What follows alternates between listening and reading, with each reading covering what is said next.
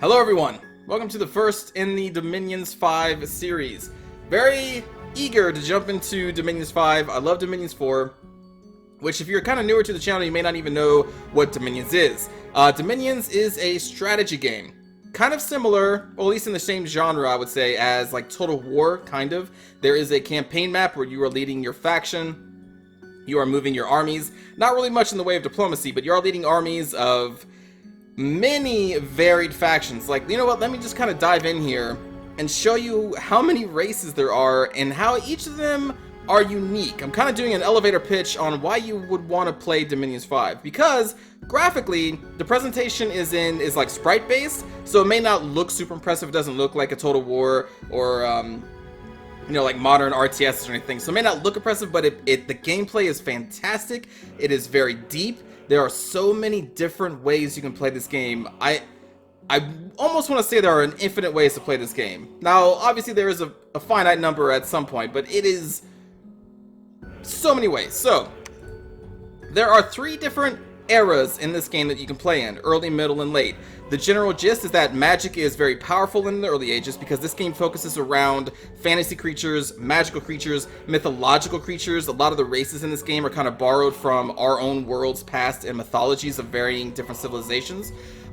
So then the Middle Ages, magic is weakened, but arms and armor has kind of increased. And then the late ages, you can see here, iron and steel are readily available and most troops have them, and magic has continued to dwindle. And you're also going to see less fantastical creatures like, you know, Pegasus and all this other type of stuff. So let me just kind of take you through a journey here. So the early ages, these are all the races available, and these are not just copy-pasted races. Each one of them plays differently, like Tianqi, the spring and autumn. So this is kind of like based off of ancient China. As you can kind of see here with the detailed sprite work, this is going to be their soldiers. Up here you will see all the commanders available to you and that faction. And then up here is a very nice little, kind of like a quick summary on what this faction does. So you can see here that their military is well versatile and well equipped with large shields, iron armaments, and they also have chariots to just kind of run down enemy people. Their magic is actually pretty powerful because they have power in all of these different elements, including death. They can summon celestial beings, which is kind of unique to them. They summon them with their little casters here, their commanders, and their priests are average. And then we can jump into a faction like the Yomi, which we're actually going to be playing today. And the Yomi's roster, just by a quick look, looks very different, right? Because you have these giant Oni, these demons, that are kind of the leaders of this faction. And also their roster is very low. Well, why is that? Well, because a lot of their power comes from them just natively spawning different types of demons in the territory that they control. The Tianqi, they don't do that. They just kind of rely on their varied units here that you can recruit in your castles and capital, and then also on their commanders, and they can summon some units. But whereas like the Yomi, they just summon automatically. You don't have to do anything, it just happens. This faction relies on different territories being very much in chaos and turmoil, and the more chaos that a province is, the more demons and like more powerful demons will come to visit that province, and you can bring them into your armies and take them out on conquest. So, you know, like, that's how different the Yomi are compared to the Tianqi. Or we can go to, let's say, like, the Nephelheim, which are going to be a race of, like, basically frost giants. I believe they're frost giants.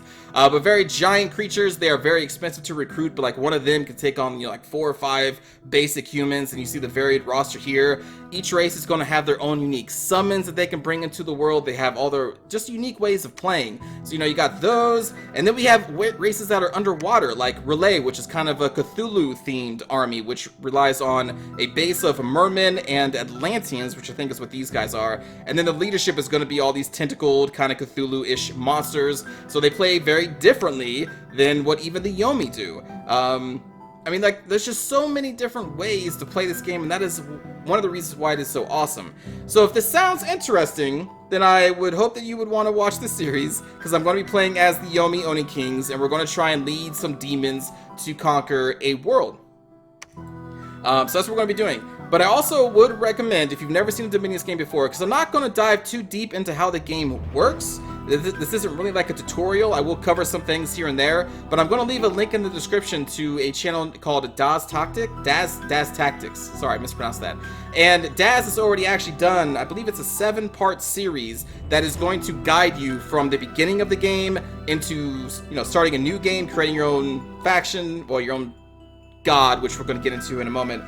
Your first turns, how to play, what you should be looking for. It's a very nice tutorial that I would really recommend watching if this sounds interesting. And I really, really would like you to give this game a try, because it is an awesome game, and we've just only scratched the surface.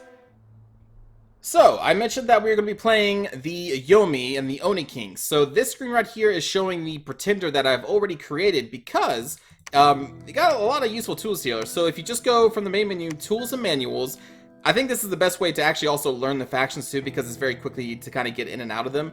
Because when you're creating a normal game, let's say, because you kind of have similar screens here, if you go into Tirnanog or pick whatever faction, at this point, you can only go forward from here. You can't cancel out and look at another race. So I would highly suggest that you first go into the tool section, create a pretender god, and this is where you can just kind of view all the different races, all their lore. There's a lot of great lore, by the way. So really quickly, one of my favorite factions in the game is Airmore. Airmore, as you can see here, is basically like this game's Rome. And also like this game's Rome, Airmore is going to splinter from the early ages into the middle ages. So this is the early age of Airmore. This is their rise to power. They are very strong, one of the strongest empires in the game, lore-wise. You can see all the like Equites, Estadas, Gladiators. They have these lizard auxiliaries from people that they've captured. But between the early ages and the middle ages, Airmore, still in the game, is now called the Ashen Empire. And you can see that there are no units on the screen, because in the Middle Ages, the faith of Airmore broke down and was corrupted, and eventually Airmore was, I believe, it's all in here, but I think like necromancers took over, and so now this is a faction of undead. So now you have undead Roman legionnaires being led by necromancers, very powerful necromancers. Their dominion, as it spreads across the world, it automatically kills people and then reanimates them as corpses. So you don't have any recruitment natively with Airmore. You're all about spreading your dominion and just raising the dead from many provinces and just having them march forth in this just like unending horde, which is awesome. But as I said, Airmore split just kind of like the old Russian Empire did. So we have Airmore, then we have Scaleria, which was a splinter faction of Airmore. As Airmore was collapsing, this faction rose up and decided to work with the undead. So like their lore is, they have undead units to fight with them. Like one of the more powerful units is this undead ethereal units, like a ghost, which means that they're very hard to hit, and they're also sacred, which means you can bless them for more super powerful, they become really good. But on top of that, we also have this other sacred unit, which is really cool. The lore of this game is awesome. So the Lictor, this Lictor axe, if we click on it, it has a special ability to stop the dead. Because these guys are trying to control the dead and make them fight for them. And the lore is, like if they get out of it, like if the undead start kind of becoming a problem, well then these Lictors go in with their specially made axes and they, stop the dead. They hit them, they kill them. And so they have this unique ability with their axe to paralyze undead. This also means that they can be used to kill the people of the Ashen Empire. But that's not it. That's not all. You also have Pythium, which is another splinter of the original Airmore Empire, or like the Roman Empire. And these people kind of went with the lizard folk. They have hydras. They have these lizard cataphracts. And then there's, I think, 2 or 3 other splinters of the Airmore Empire. And then by the late ages, Airmore is totally gone. But Lemuria is the evolution of Scaleria. So eventually the undead did take control, and Scaleria also fell. They tried to control the dead, but they couldn't. So now it's Lemuria, which is a nation of ghosts and shadows. So it's not just skeletons and like zombies, which the Middle Age Airmore is. So Scaleria has fallen into now being controlled by powerful ghosts and shadows and powerful like ghostly priests and things. And their dominion also kills population and automatically summons ghosts. So like, and that's just one of the factions. A lot of these people have really deep lore, and I really suggest you read through just their nation's little explanation. Like you click on something, you just read this, and then just kind of follow it through the different ages. I know I'm kind of rambling here, but I love it. I love it. Anyway, let's view the pretender god that we're going to be choosing for this Yomi playthrough. So this is me. Hello. This is Tokshen, the Oni Kunshu. Kunshu? I am like the head demon. And this is going to be showing off our nation's scales. Scales are basically when your dominion or your like divine power spreads across the land, you actually change the land to what you want it to be. And in our case, we're going to have a very turmoil land because demons love turmoil. The more turmoil there is, the stronger they are, and the more demons you automatically attract per turn. Excuse me. Because this is a turn-based game, if you don't know. So we have max turmoil, which is going to cause unrest, and we also have max luck. Max luck will hopefully, I'm not 100% sure if it will, because I'm kind of a casual player when it comes to dominions, but hopefully what this will do is give us a lot of random events every turn that will give us good stuff. I'm hoping that's how luck works, because we're going to have a 3 luck, which is the max luck you can have. So we hopefully have a ton of events that happen every single turn that would give us good stuff, like good unique heroes, units, magical items, magical gems, which could be used to cast powerful ritual spells. Like, all good stuff is what I'm hoping happens. We will see when we actually get into the game. But besides that, for the demon itself, you can see that he has a fear aura, which is very powerful because people have to make morale checks, I believe. A higher fear value results in fear that is harder to resist and has a larger area of effect. So this guy with a fear 10, I think that's how many squares it also affects.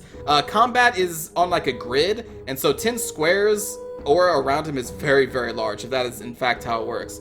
He's also going to be fire resistant. He is poison resistant. He doesn't need to eat. He can walk across snow with no problem. He is a demon, so by being a demon, he can be banished by priests, but is not affected by spells that only hit undead. Now, just to let you know, it's not going to be easy to banish this specific creature because he has a very high magic resistance. So, like, it's not something that I really going to have to worry about.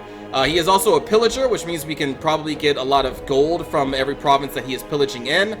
He is a gluttony, so that means he is going to consume more supplies than other monsters of his size. But at the same time, this is really weird. I don't know what this is all about. So he eats more, but yet he doesn't need to eat. So it's kind of contradictory. So I think he will eat if he can, but if there are no supplies available, I don't think he can starve, is what this is telling me right here. He doesn't need to eat, but he wants to, because, like, why not? He's a powerful demon. He might as well consume as much as he can, but if there is no supplies, he won't die because of starvation. I'm pretty sure that's what this means. He also has Spirit Sight, which means he can see invisible creatures, which is a really powerful ability. He is an inept researcher, so you do not want this guy researching your different spell, like, what is it? Conjuration, evocation, you know, all that stuff. He causes unrest automatically, which is great for us because more unrest means we have more power because of our chaos power. So chaos power will make a unit more powerful when they are fighting in land that is in turmoil. So this is very good. This is very, very, very, very good for us to have him cause unrest, have 3 scales in turmoil, and then also he has chaos power. So he could potentially be very, very strong. He's also a combat caster, which makes him more effective at casting spells, well, while in combat. Yeah, I know, self-explanatory. So this may lead me to want to try and get spells that are a very short range, like Flaming Hands. I don't even know if that's a spell, but, you know, spells that just are close range and usually pretty powerful. He's okay, he's pretty good at casting them. And then on top of that, Oni are attracted to this person, so other demons will come to wherever he is. So that's also pretty cool. He's so powerful that he attracts other Oni with him. Also, you can see that he has some wolves chilling in the background, so you can click or hover over him, and you can see that every single battle, a d6 will be rolled, and that's how many wolves start at his side at the beginning of every battle. I don't know why, but wolves just follow this guy around. I think that's pretty cool. And then for magic, he is a level 1 Firecaster, Earth Mage, and then a level 5 Death Mage. That's the scales I made. I can't remember what this guy starts as, but I wanted him to be level 5 Death Mage, so that for the Bless effects, which, well, for the Bless effects, we have this thing called Stygian Flesh, which will make him have invulnerability 10. So any non-magical weapon that hits him, the damage will be resisted down by 10 because of the Stygian Flesh ability that he has. Any other sacred units that are also in our army will have this ability, so they will also have this invulnerability. And then on top of that, he has a 19 protection, which will resist damage even more. So if he does get hit, which he probably will because he only has a defense skill of 12 right now, which is not super high. It's not the worst, but it's not the best either. So he has very high protection, because that is a high number, and then he also has a vulnerability. So the hope is he doesn't die, basically. So that's our bless effect. We have the Stygian Flesh, which is pretty sweet. Alright, so that's our Pretender. Let us actually jump into a game. So we're going to create a game world. We're going to do a random map. Since this is my first game, I'm going to make it a small map, but kind of a personal one-on-one, just to kind of get reacclimated with how the game works.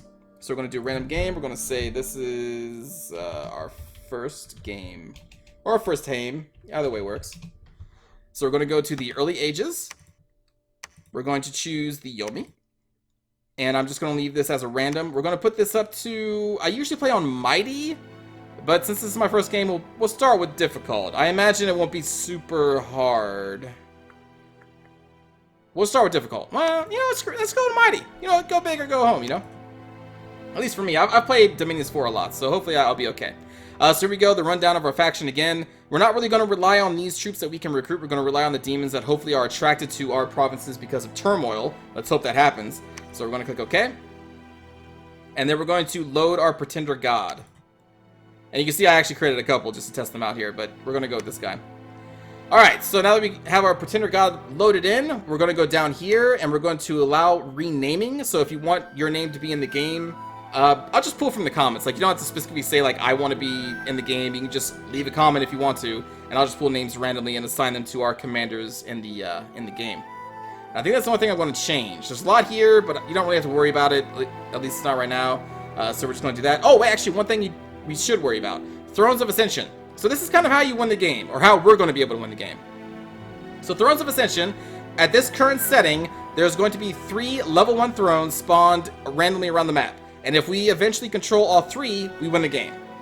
Simple as that. We can change that to whatever we want. We can have 20 points required, and then we can put, you know, as many thrones as we want, and get kind of crazy. But for this first game, we're going to leave it kind of simple, and we're just going to say we need 3 points of Ascension. We have 3 level 1 thrones, which grants you 1 point each. Very simple. And then we're going to click OK, and then it's going to generate a map.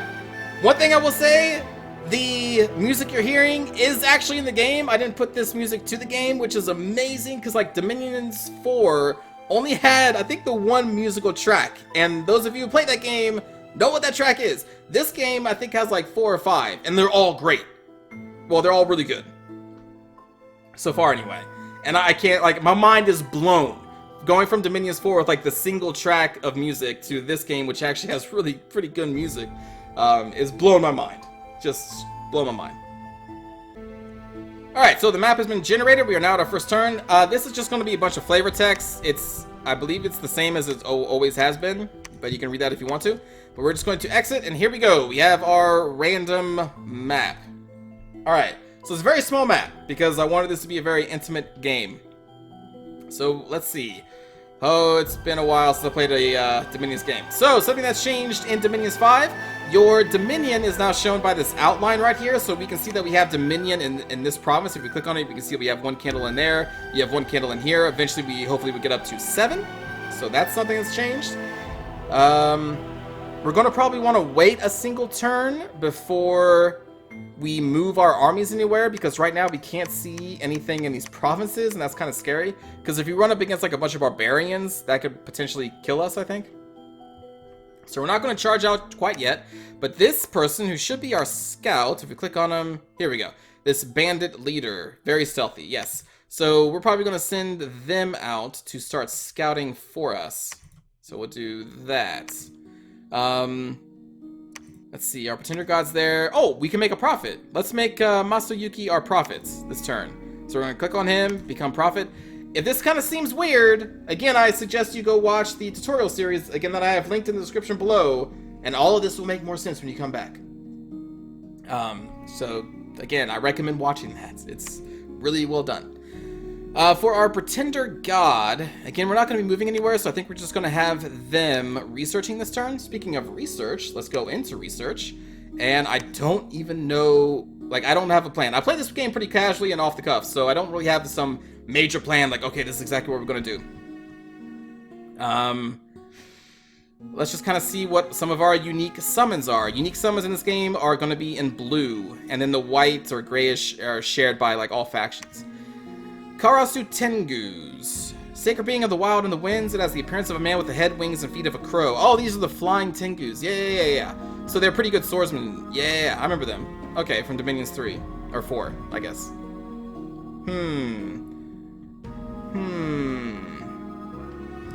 The only real magic I want to delve into is going to be the death stuff. And we don't really get any cool death summons, or at least the unique ones, until level 4. What about alteration? Because I think what the Oni are going to be good at are making, what are they called? Thugs? Like very powerful, singular warriors. And alteration is pretty good at buffing them up even more, right? I think it is. So you know what? We're not going to spend too much time here. We're just going to say let's research alteration. Don't do enchantment. We're going to go alteration. We'll go like 3 levels. Why not? Let's get crazy. So we're going to start researching there. You're going to become our prophet. You're sneaking in to do some scouting stuff. Let's go over who we can recruit. All right. So for units, we have 2 units, basically 2 unit types. Bakemono, which I think of as goblins, and then bandits, which are the human and Ashigaru armor. So the Bakemono are going to be undisciplined, which means we cannot give them any specific battle orders. They are stealthy, and they have dark vision, and they're really bad at combat. I don't even know if we really want to recruit anybody. The bandits are also stealthy and are good at pillaging. So I guess we could possibly create like a bandit leader going around with a small bandit army to cause havoc. Let's see, we have a demon general. Not stealthy, but is a level 1 death mage. Can lead a lot of normal people and undead, or also demons. Demons are considered undead for this stat there. Alright. The Naminari can actually be upgraded through ritual spells. So we're going to probably want to create one of them. So level 1 death mage, nature mage, okay at researching.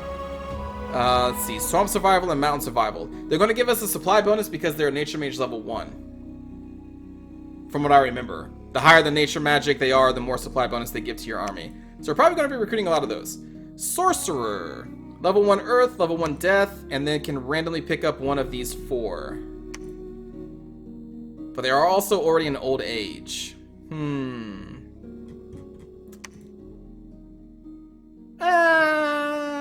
mean, the thing is, we're a level 1 earth mage as the pretender god. So I don't necessarily need someone else being the earth mage in this game, I don't think. What else do we have? Demon priest. Demon priest, level 1 priest, and can also have some magic. Probably going to want to recruit one of these, because the demons will be attracted more, I believe, to provinces that have temples, which will be spreading our dominion. So we're going to need a priest to build those temples. So actually, let me start by recruiting this guy. And they only take 1 commander point, so that is something that is different. So every commander takes a certain amount of commander points. This one is only 1, and at this particular province, we can recruit up to 2 commander points. So actually, we can recruit 2 of these guys, or we can recruit him and a bandit leader. But we already have a bandit leader out there scouting for us. So you know what? I think I just grabbed 2 demon priests this turn, maybe. Let's just do that. Why not? That sounds cool. And we do still have some resources that we want to use. Let's see. This bandit has a short bow and also has a short sword, or a wakizashi. They are average across the board, except for the hit points, which are lower. The morale is also average. You know what? Let's recruit some of those. The other bandit version has a Yari. So with the Yari, these are probably going to be relying on repelling. And again, repelling in this game is when the attack is thrown at you, you can have a chance to repel if your weapon length is longer than the attacker's. But that relies on you having a high, I think it's an attack skill, right? Length. The unit with the longer weapon will be able to repel the enemy when he tries to attack. Attack skill is used against the enemy's defensive skill to determine whether the repel is a success or not. So if it is repelled, the attack will not cause any damage. But the enemy can then make a morale check to try and force their way through and still hit you. it looks like. Okay. So in battle, this Yari will probably be able to outrange like swords and stuff. So it's going to try and make a repel attack, which means its attack skill will be thrown against the enemy's defense skill, right? And they don't really have that high of an attack skill, so I don't think I'm going to really be relying on them to repelling much. So I think we're just going to focus on recruiting a bunch of bandits for their short bows, which are an average accuracy, pretty decent range. Their damage is kind of crappy, but it's something. So I think that's going to be our recruitment for this turn. Our army actually doesn't really have any sacred people, any actual sacred units, so I forgot to mention that before. The only sacred units we have are going to be this Oni Shugu that we can recruit, but that is a commander. And then we also have this Dai Oni, which is like the Oni. Actually looks just like me. And they are also going to be sacred. Actually, this is me, basically. I'm just like a slightly souped up version of them. Because I'm a pretender god. Yeah, alright, so that's going to be our recruitment. We did our research. Our special magic side I didn't look at before. We generate some death gems, red, earth, and air gems. Okay. Okay. I think that's going to do it for the first turn. Am I missing anything? I don't think so. Yeah, I don't think so. Let's end the turn. Alright. So now we have our prophets. So now he is a level 3 priest. He is going to be, I believe, automatically blessed while in your own dominion, I think. Or maybe he's automatically blessed because he's the prophet. I can't remember. So now he can cast level 3 spells, which is pretty cool. Oh, which also reminds me, if we go into the setup screen for battle orders, so depending on what your magic paths of your god are, that changes some of the unique pre-spells you get. So for this, we get Syllable of Death, I think. So Syllable of Death, range 25, no fatigue cost, which is odd. So it has 10 armor negating damage, magical, and it has an extra effect of death. So it does 999 damage, which means they will die. But if they even resist that, that person will still take fatigue damage and be exhausted. So that's going to be our unique spell for the death magic path that we chose for our pretender god, which is pretty cool. And then I think also Decree of the Underworld is a unique banishment spell that we get for also being down the death magic path. So this will give undead beings bewilderment. This is a banish spell. With this prayer, the priest targets undead beings with the power of his god. A large number of undead beings will take damage unless they manage to resist the banishment with a magical resist roll. Undead beings with their minds intact may find themselves unable to resist the decree and act erratically. Oh, okay, so undead that actually have intelligence will then be hit with this bewilderment spell, so they will act erratically. That's cool. Alright, neat. Cool. We are going to try and have them cast Syllable of Death, maybe, in their battles. Let's cast that a couple times, and then we'll do Advanced and cast spells after they are done with that. Let's put all of these... Oh, by the way, these are the basic Oni. You can see that in a turn, we've already generated 3 of these little Oni. So we're going to actually put them all in my army, because it's me. And so for this very basic Oni, you can see that their attack and defense skill is through the roof. Their size is 1, so that means a ton of them can fit into those little grids on the battle map, and so they can be attacking as like a horde. Their protection sucks, their hit point sucks, but they're very good melee combatants, pretty strong. They are also stronger in Chaos and Turmoil provinces, which is great for our faction. And then also when they die, their spirits will remain and still carry on the fight, which is awesome. And there's probably going to be more demons that will come later on. Alright, so we're also going to transfer these bandits under our control. We're going to have them fire at the closest enemy. And we're going to kind of put them in the back. We're going to have these undisciplined Oni in the front. Let's see, for me, what can we cast right now? Not much. I'm just going to say cast spells as you want to, or advance and cast spells as you want to right now. Let's see how that goes. When we get the alteration magic going, and we get some alteration spells, I'll probably have them cast that first, like air... What's the one that resists missiles? Air wind, something like that? And then for our prophets, we'll have him just kind of rolling around back here as well. Preferably, our priests are never in combat. Alright, so what do we got around us? We have a province with a bunch of heavy infantry. We have a province that has a bunch of militia, which will be easy to take, but this blue line indicates that we have to cross a river. Our army, we do not fly, nor are we swimmers, so we can't cross this right now. Which means our only option is going to be going into a faction or a province with a bunch of cav or wolf tribe archers. I'd probably go with the wolf tribe archers. That's what I'm saying. These two, we don't really I want them to be like going out into the world and building temples and spreading the word of, well, of me. But we can't do that quite yet. So I guess they just sit here and preach. I don't remember what the equation is, but hopefully them preaching here will spread our dominion even faster. And you can actually see it's already spread. It started the first term with only in this province and here, but it's already started to spread all across here. So people around the world are saying the name Tokshen and giving me power, basically. This game is just one big power trip. Alright, so let's go back in here. Do we like this? Do I think I can win a battle? We should be able to. Like, this guy seems pretty damn strong. So, like, he alone should be able to win, realistically. Alright, let's go and send both of them, though. And hope that this works. So that's done. We're still researching alteration. Oh, recruitment. Yes. I want to start recruiting these Naminari. So when we recruit the Naminari, also we'll go some more bandits. We'll just repeat recruitment that every turn. Actually, we're going to repeat these for a while too, I think. So they... Oops. The Naminari can upgrade themselves with the Hanya pack and turn themselves into a Chunari. Then as a Chunari, they can spend 12 additional death gems to become even stronger and make themselves into a Hanya. So I think that's kind of cool. And with each upgrade, I believe their magic path is increased. They get like some unique traits and eventually become a demon. Because right now, as the lore goes, whoops, you keep moving. And you keep reaching. As the lore goes, they are witches who have kind of sided with these Oni kings. And they're eventually going to be able to turn themselves into a demon, which is what they want. Alright. I think that's it.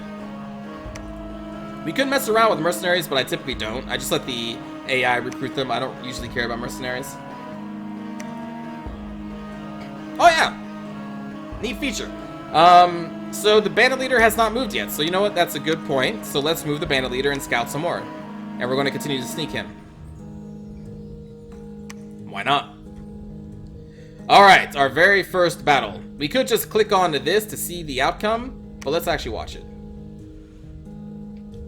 So there we are in all of our glory. There go our wolves. We are casting Frighten, so we're trying to make the enemy fear us. It's okay if the wolves die. They are just randomly generated at the start of every battle anyway.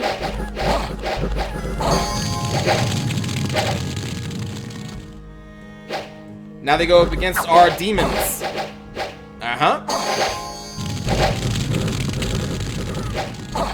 We are casting fireflies in the back line. Ooh, we actually killed somebody. And look, like you see right there? So these Oni have lost their physical form, but their ghost remains. And they have to kill the ghost as well, which is super cool. And as a ghost, they gain the ethereal trait, which means it is very hard to hit them with a non-magical weapon. So they become really tanky, kind of.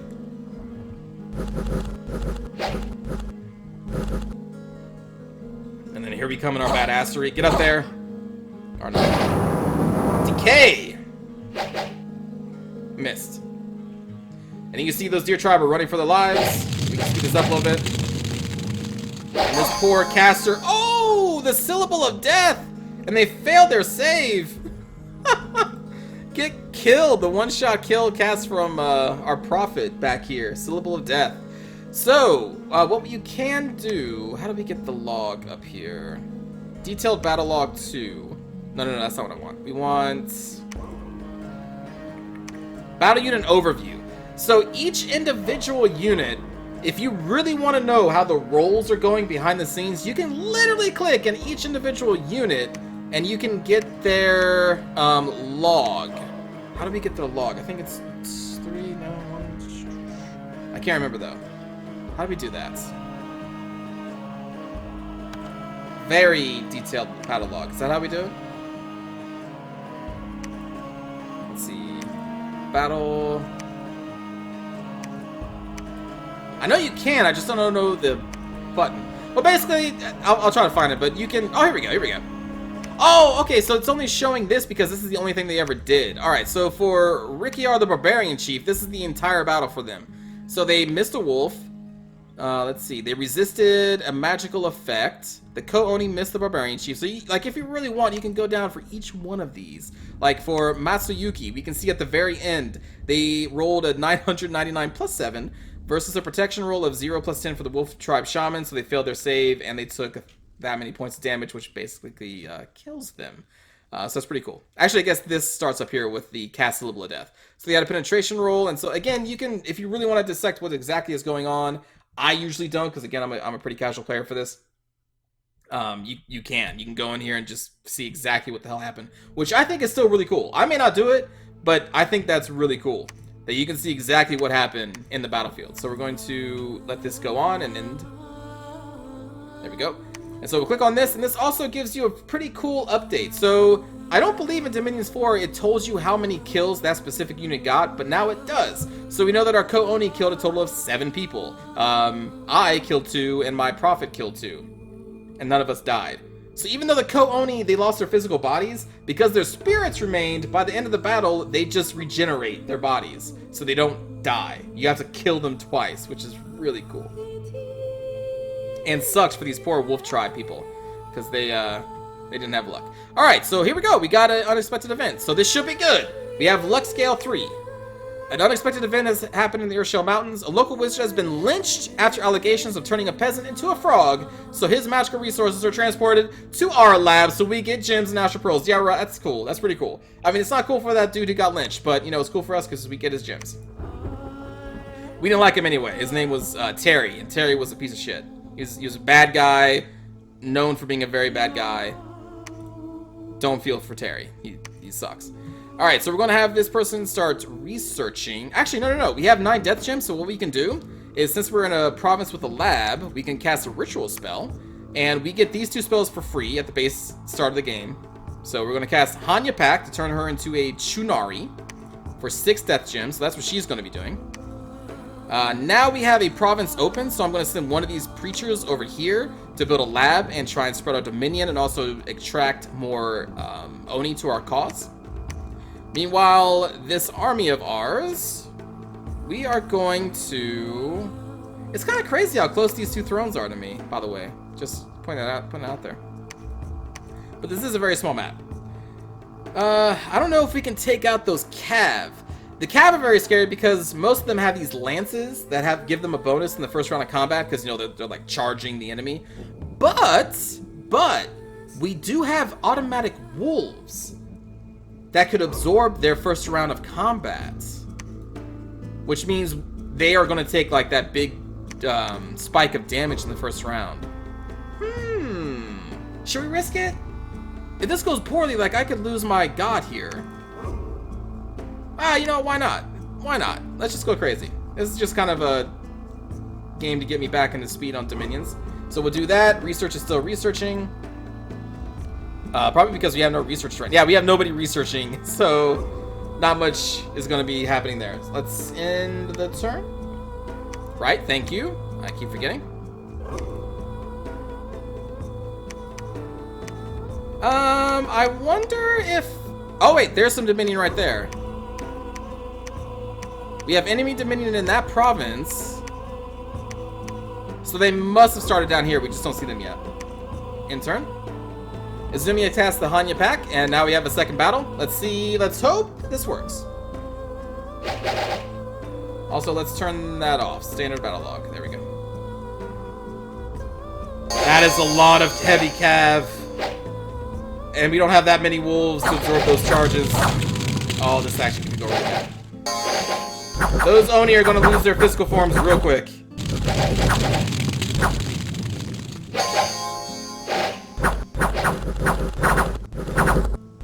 Live, Oni! Oh no. Oh no. Oh no. Alright. Oh, we cast Decay. What does that do? Decaying. This unit is aging at an extremely fast rate and will probably die within minutes. Well, your fate is sealed no matter what. Look at the Colony are still fighting because they still have these physical forms. And so all these people have non-magical weapons, so it's harder for them to finish us off. Although they are slowly. But also because we have priests back here casting banishment on our poor Oni. No, our Oni are routing! Stand and fight!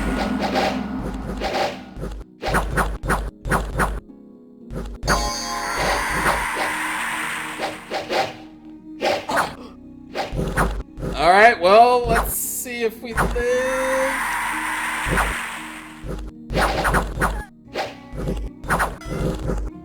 Hand of Dust?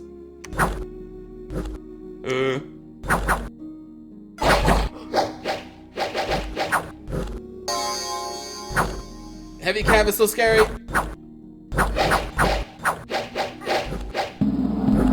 You're a powerful god! Route them! They're routing! They're actually routing! Kind of, maybe. Alright, so they killed our prophet's physical form, but he is still an Oni, so he still has a ghost form. Okay, they killed the ghost form. Alright, they killed our physical form.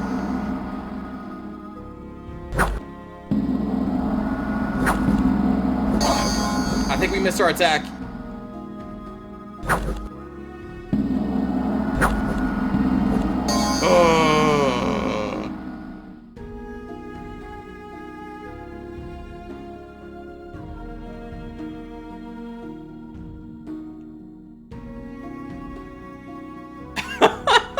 Alright, it's not the end of the world.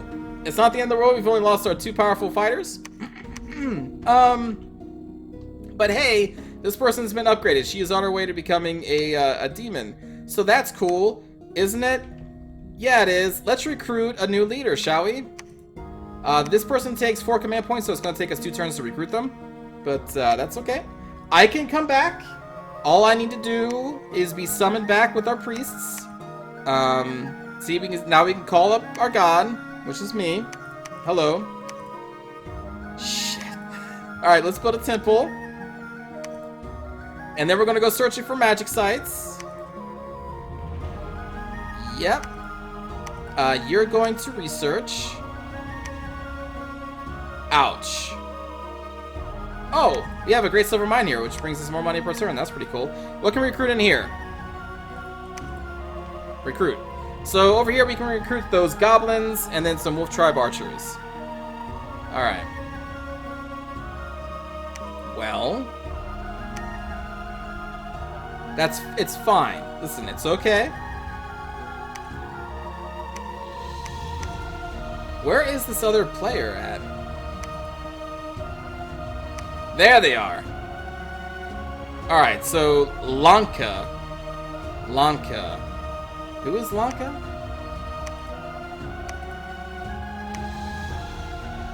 Can we see here? Oh, it's the ape people. The monkey people. Okay. I don't know their whole thing. Demon ogres, apes, and undead. Bloodhunts give more blood slaves in turmoil and less in order. So they're all about turmoil as well? They must have a very, very low dominion, though, because it's not even spreading. Okay. Okay. So we're going to search for some magic sites, everybody. Yeah, that's what we're going to be doing. And this person's going to start calling for God. This person's going to call God. And eventually I will answer. I'll be like, hey, what up? I made a mistake. Holy crap. All right. So we're still recruiting them. We're about to get another Dione out. Jesus. Let's keep scouting. We found an Enchanted Field. And suddenly, Kurofumi, the master of Shadow Blossom, appeared at our gates. Oh, he looks cool. So he is a demon. Anyone trying to strike this unit will risk going blind. Has a decent set of hit points. Actually, is pretty defensively focused too. No protection. Good caster. Even a blood mage. And a magical staff. Huh. Okay. Alright. We're gonna search for some sites with you as well, I think. Meanwhile, this replacement, Kitsuna,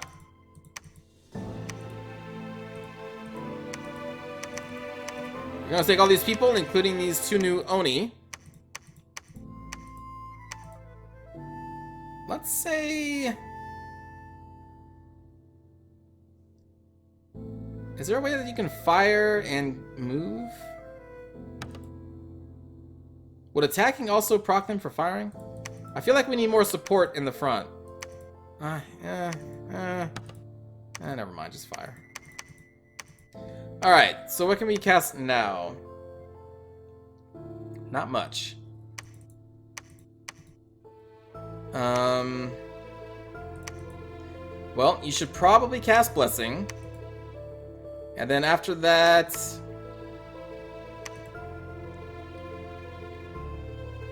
Honestly, after that, just advance and cast spells.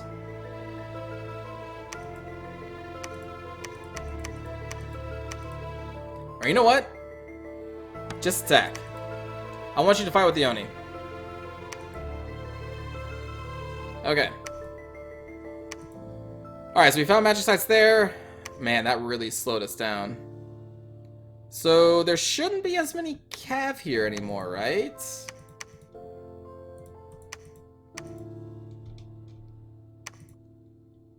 Let's try and take that again. We're gonna move her back.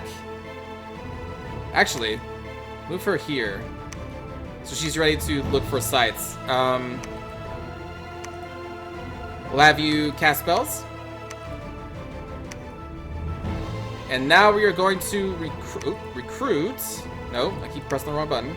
Recruit priests, because now we need more priests to call back our god. Or, oh no, that's not a priest. That's just a sacred unit. So, but I think, man, I'm really in a predicament here. It's okay. It's okay. It's okay. Keep telling myself that it's okay. So apparently our opponent is also having a rough time at it because they have only 2 provinces right now. So we're going to pull back a little bit. So we got a little bit lucky. Oh, my bad. I'm sorry. View battle.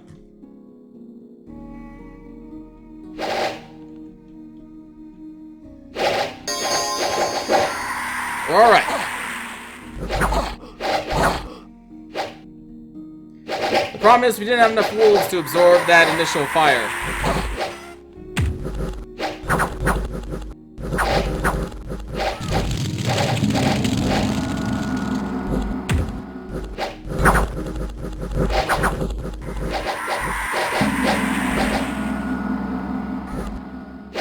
I believe in you.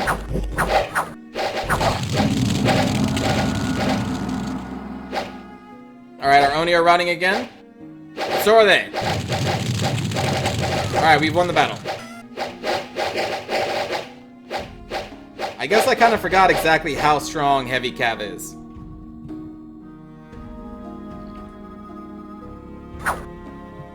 Ha! Got you there at the end. I should have feared them more. And now our hero is famous. So what that means is we are in the Hall of Fame, and because of that, we get the ability to recover from fatigue at an unbelievable rate, which is actually really good. That probably means we can cast a lot of spells.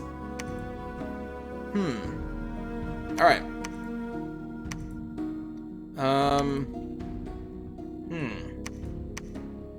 I am going to... Ooh, we got another new demon. Actually, I should see what these demons do. So these ones can throw flames. They are not as skillful as the smaller ones. They have more hit points. Okay. And then these can throw javelins. Pretty skillful, very high hit points, low protection. Cool. Cool, cool, cool. We're going to have you search for magical sites. You're going to call God. And then at home, we're going to recruit some more of them for research. I think I may have you both search for magical sites right now. I'm not in a huge rush because they are expanding very slowly. And we are still recruiting bandits. Still recruit bandits. Alright, end turn. That's fine. We have found some magical sites, which is great. An unexpected event? More Earth Gems. Great. Alright, we want you to oops. Actually. Yeah, you know what? Upgrade yourself. Both of you. Upgrade yourself. What did we find here? So we have the Enchanted Field, which will give us some more supplies so we can feed more troops and give us some gems. And then down here we have 2 Earth Gems and 1 Astral Pearl per turn. Okay. Not bad. Let's see if we attracted any Oni here. We did not. How many Oni do we have hanging out here? We have some. And then again, we have some there as well. Okay. Alright, so you go back over there to do some research. You're going to take a turn from calling God to go build a temple down here. And then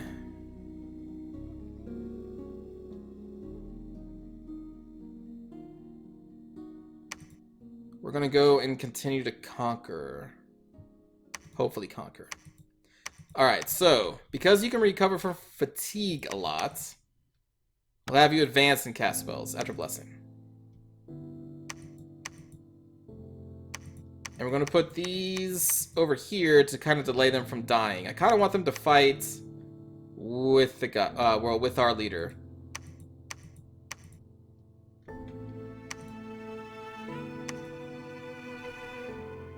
I cannot believe I lost the god in like the second round. I was too ballsy. Alright, end the turn. Yes. Alright, so they have upgraded themselves. The remnants of the prophet is gone, so now we can have a new prophet.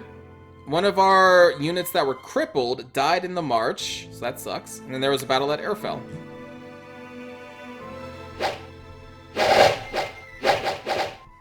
This should be a much easier fight. No heavy cav. There go our sacrificial wolves. Go get him, wolf.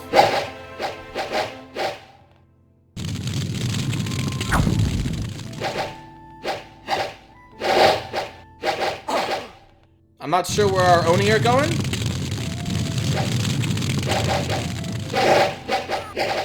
Alright, those units are routing.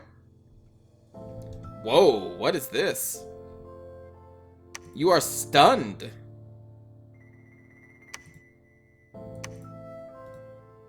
Why are you stunned? Out of fear?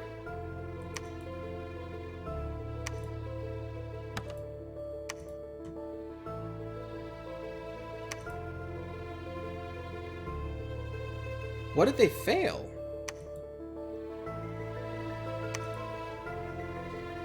Prepares to cast Frighten. Hasn't cast it yet. What the heck? Oh, okay. So Izumi, our Chunari, casts Fascination. And they fail to resist, so I guess that spell stuns people. Okay. Okay. I was wondering about that. Alright.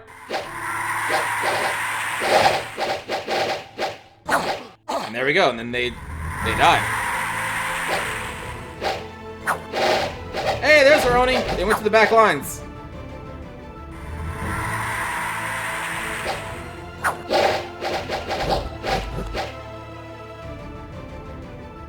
Yeah, get out of here. Speed of the battle. There we go. So we lost 1 bandit. Not bad. Not bad. Alright, so over here, we're going to have you construct a temple. We are going to have this person become our new prophet. This turn, Izumi is going to search for magic sites.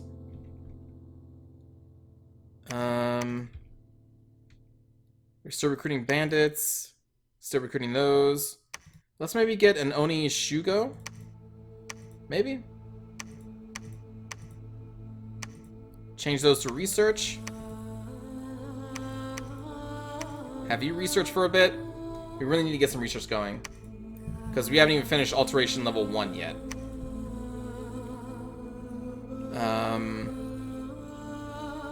So yeah, I think we'll still recruit some more researchers, and then maybe we'll recruit another Oni here. A low-level Oni. Well, I say low-level, because they have this guy around. Alright, so you're busy, you're busy, you're still scouting, they still have... Man, they really have had a bad go at it.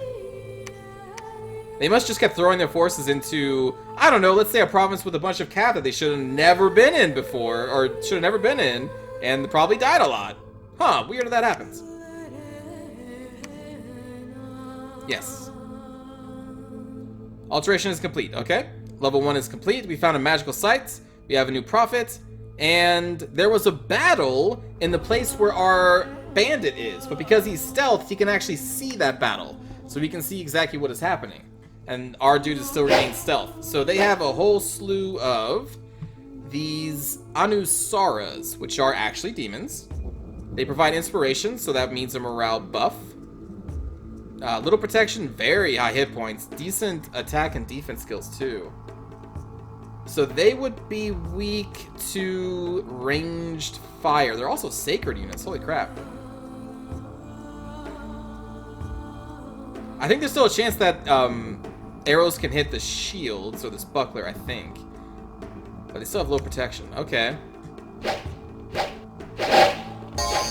they're fighting a bunch of, like, medium cav? Oh no, this is heavy cav as well, okay.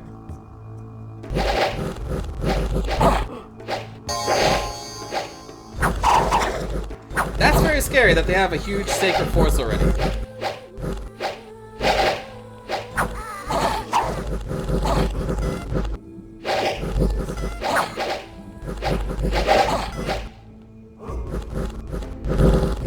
Whoa! They summon demons, little imps. Alright. I'm assuming that was from their caster back here.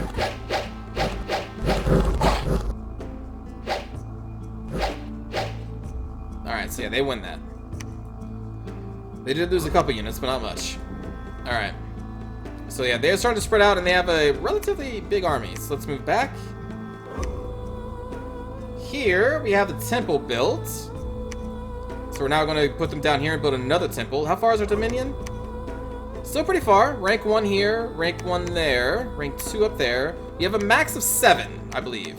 So that's still pretty low. Right now, it's probably fighting against the enemy's dominion. So you can see that they have, what was that, 5 candles there?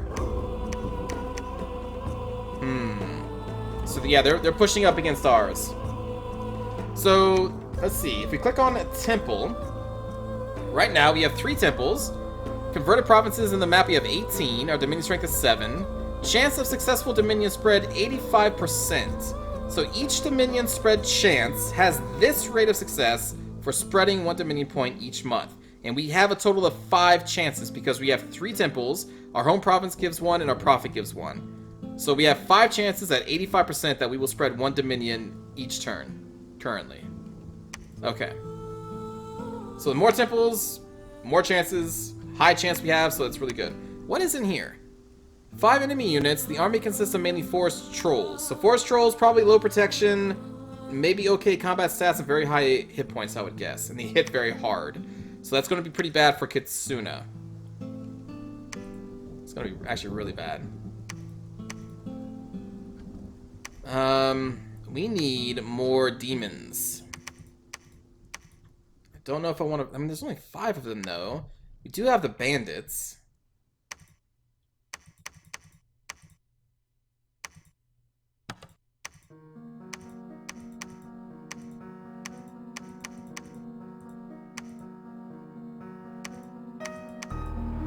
we may be able to do this. We have a bunch of arrows.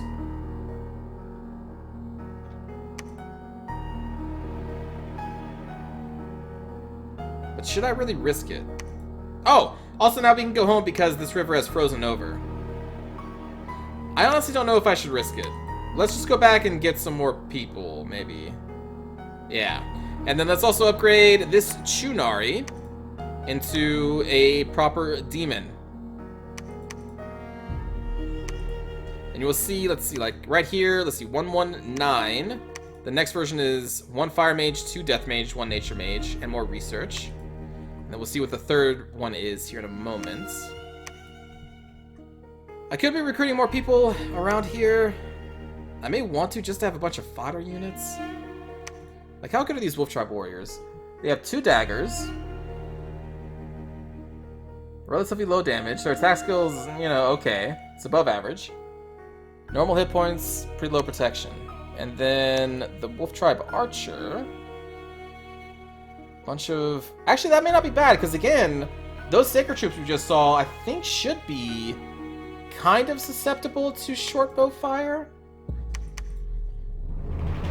Would our Bakemonos be better? Let's see. These take 10 gold, 6 resources, 4 recruitment points. And we're getting them mainly for their bow.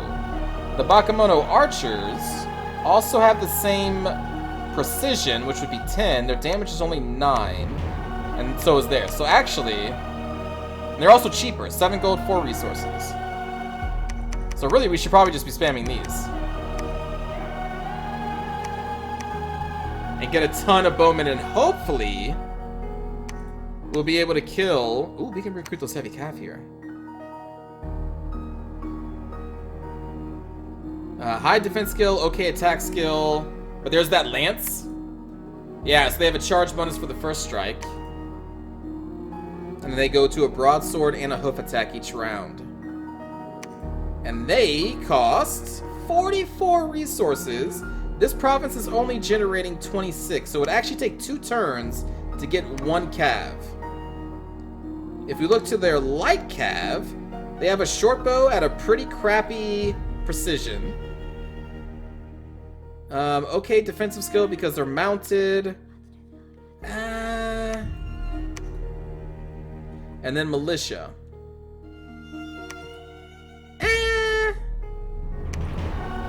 We can maybe recruit more priests so that we can try and call the god back faster. So maybe we'll do that. We'll recruit a priest there. Here we are going to not recruit you. We're going to recruit a priest, which takes 1 command point, and then we're also going to recruit a bandit leader, I think. Yeah, let's recruit another bandit leader who's going to go around and collecting those Bakemono, those little gobos. Little goblins. Alright. And I think we've done everything.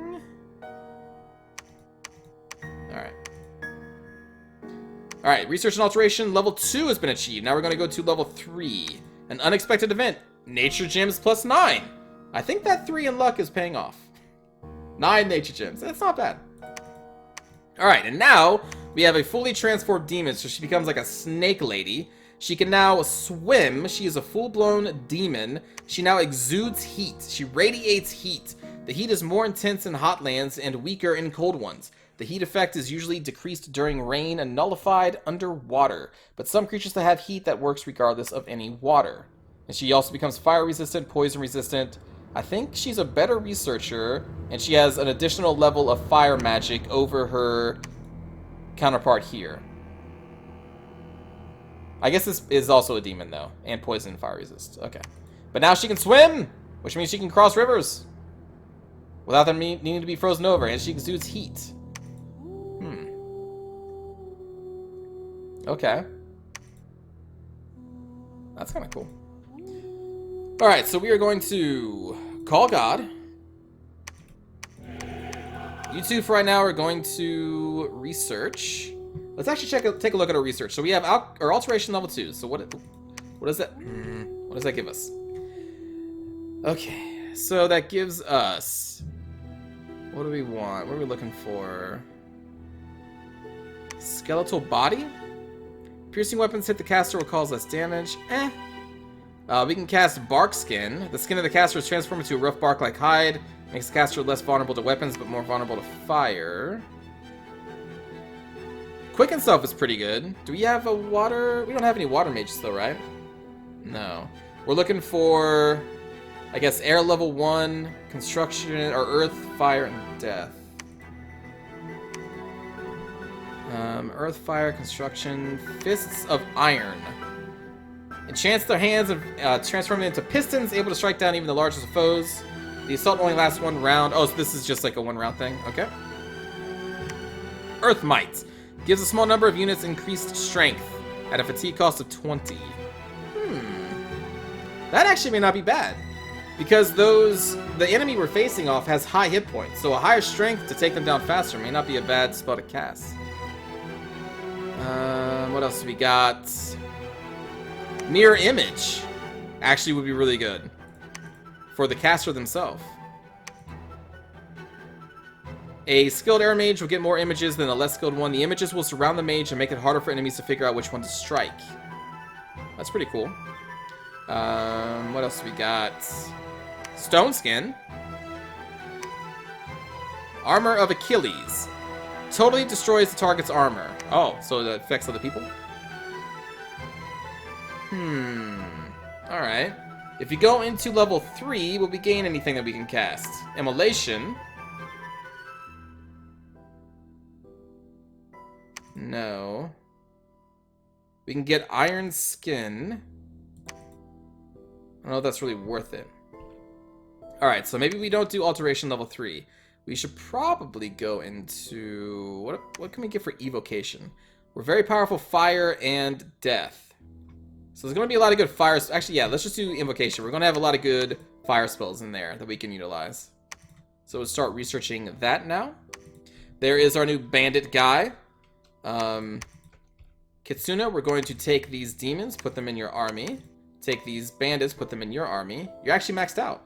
So they can only lead, these Onis can only lead 30 like normal living units. So that's why we are maxed out right there. And we're also actually at a morale penalty.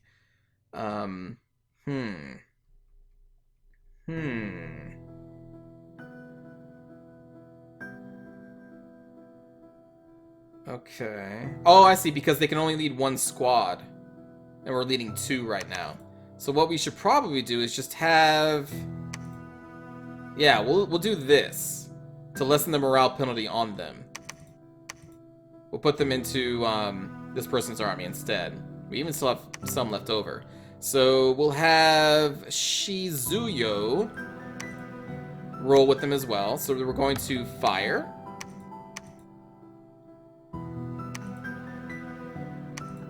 Fire. These are undisciplined, so they're just going to kind of run up and do their own little thing. Shizuyo, we want back here.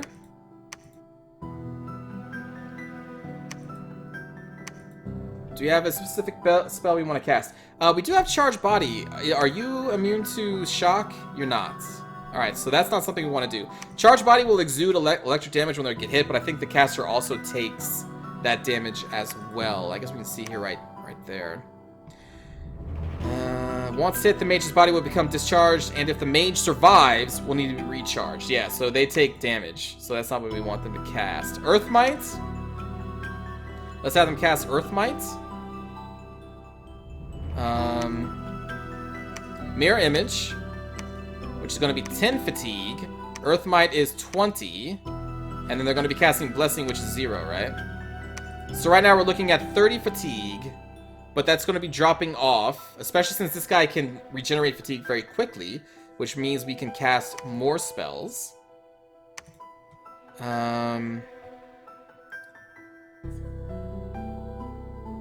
We could cast Resist Lightning, but I wonder exactly how much damage protection that gives us. Because then we could do Resist Lightning, and then after that do Charge Body. And so after they get through all of these, then we can do Advance and cast spells.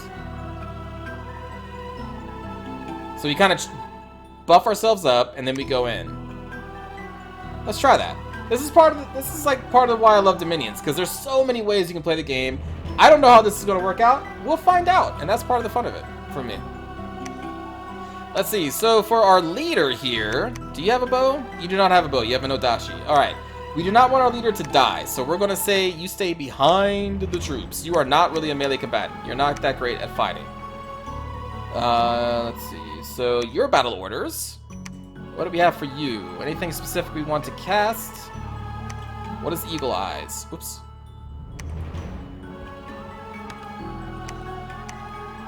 What am I doing? There we go. Grants the mage superior vision and accuracy for both spellcasting and archery, so we don't really... Well, actually, for spellcasting as well?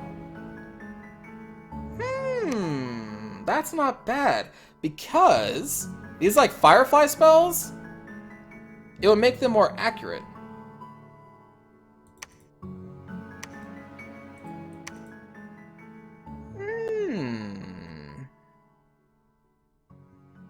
Alright, let's do... Oh, oops. Let's do Eagle Eyes. Hand of Death. Affects one person. Fatigue costs 5. Range of... Oh, only 1. So no, we don't want her to cast that.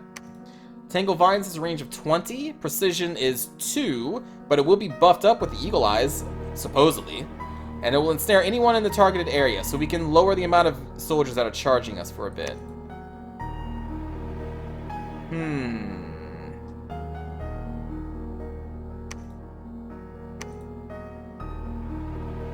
Let's do Barkskin. Then we'll throw out an Tangled Vine and then let her decide from there. Cast spells. Okay.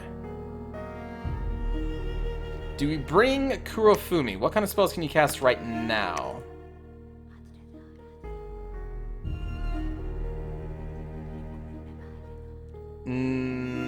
Oh.